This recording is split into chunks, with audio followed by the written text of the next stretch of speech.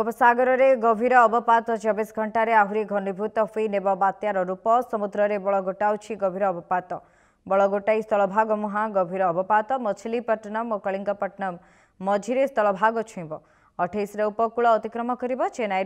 850 kilometre दूर में केन्द्रीभूत विशाखापट्टनू 890 kilometre दूर में अवस्थित आंध्र प्रदेश काकीनाडू 890 किलोमीटर दूर में बंगोपसागर में गभीर अवपात 24 घंटे आहरी घनीभूत होई नहीं पारे बात्यार रूप समुद्र भितर अंचल में बल गोटाई स्थलभाग मुहां गभीर अवपात आंध्र प्रदेश मछलीपट्टनम और कलिंगपट्टनम मझिरे स्थलभाग छुईब बात्या 28 उपकूल अतिक्रम करिबो बोली पूर्वानुमान करिछि आईएमडी अवपातटी एबे Chennai 850 kilometre विशाखापट्टनू 890 kilometre Andhra Pradesh काकीनाडू 890 kilometre दक्षिण पूर्व और गोपालपुर 970 किलोमीटर दक्षिण दक्षिण पूर्व अच्छी।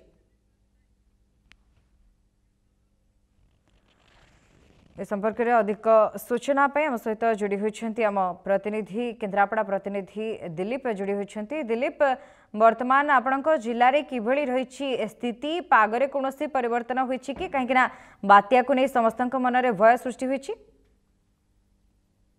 निश्चित भाव में बात्या को नहीं निश्चित भाव में समस्त मन में गोटे भय सृष्टि होती कारण जो कि केन्द्रापड़ा जी रही उपकूलवर्ती अंचल से समस्त रही उपकूलवर्ती अंचल रही समस्त रही समस्ते गोटे प्रकार छनका पशि कारण जो कि जो रही तलवर्ती अंचल रही महाकालपड़ा कथा कहतु आपणकर राजकनिका राजनगर कथा कहतु ये अंचल गुड़िक बात्या द्वारा अधिक प्रभावित हुए कारण ये समुद्र कूल ए जुआर गुड़िक माड़ी आसे गाँ मध्य को एवं जो चाष जमी गुड़िक ठार आरंभ कर विभिन्न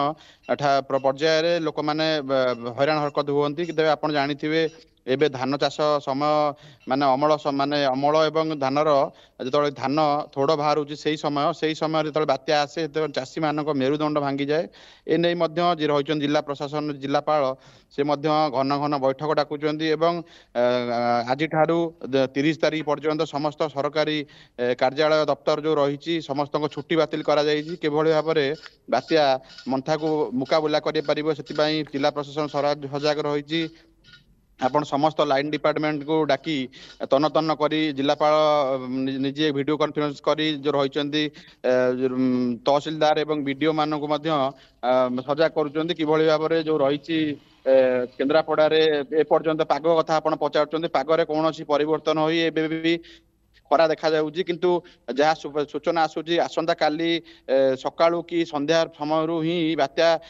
वर्षा एवं पागरे परिवर्तन हम तेज आज दिनटी खरा रहा सूचना आसूची तेज निश्चित भाव में केन्द्रापड़ा पागर कौन परिवर्तन होना किंतु किभली भाव में सचेतन कर जानी केन्द्रापड़ा लो लाइन एरिया रही एठारे रही 128 रही केन्द्रापड़ार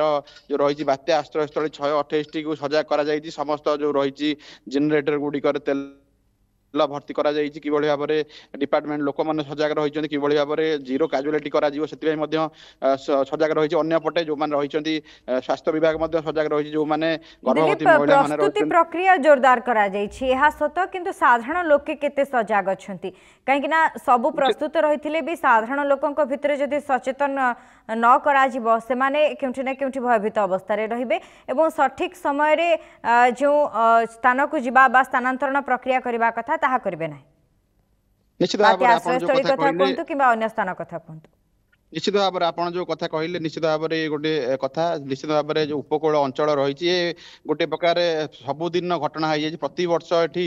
बात्या एवं बन्या को माने जुझुंट कारण जिते आप जानी जिते ही बन्या बात्या आसे केन्द्रापड़ा ही ना रहे सब उपकूल अंचल ही आटाक करे बालेश्वर कथा कहतु केन्द्रापड़ा कथा कहतु भद्रक कथा यही लाइन गुड़िक अधिक हुए तेबे ये जिते कि पागर कौन परिवर्तन होनी लोक मैंने कौन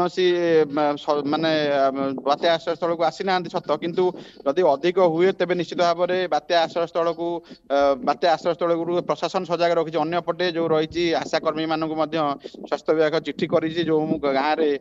में जो रही गर्भवती महिला से जार 8 ରୁ 10 दिन मध्य टाइम अच्छी टाइम पीरियड से